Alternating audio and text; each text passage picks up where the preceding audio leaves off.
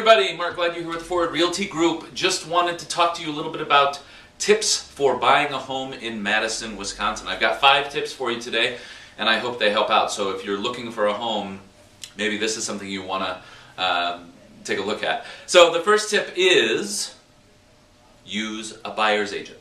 That's right, use a buyer's agent. The reason you want to use a buyer's agent is because they're there to be your advocate, to advance your interests. I get this question all the time. Well, what if I bought with a listing agent? Wouldn't I get a better deal? Not necessarily, because the seller has already agreed to pay the commission of the buyer's agent. And so you want somebody who's on your side and working for you.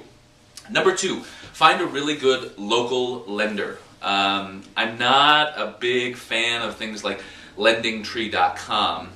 The reason for that is because you want to know somebody in the community who knows the home that you're looking at and who you can call directly every single day. So look at somebody like Johnson Bank, Waterstone Mortgage, Anchor Bank, Wisconsin Community Bank, one of the credit unions in town, whether it's Summit or UW Credit Union.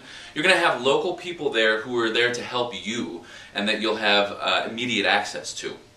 Number 3 is the lender will tell you what your price point is.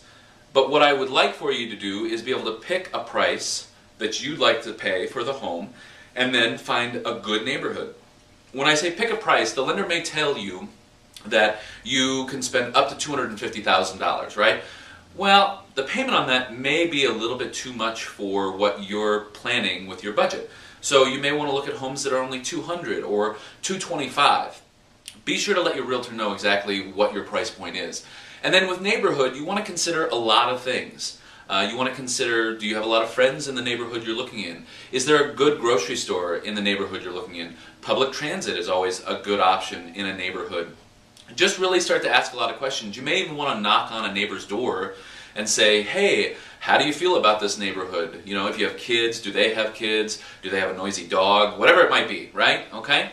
So number 4 is go out and see as many homes as it takes before you walk in and you say, I love this place, right?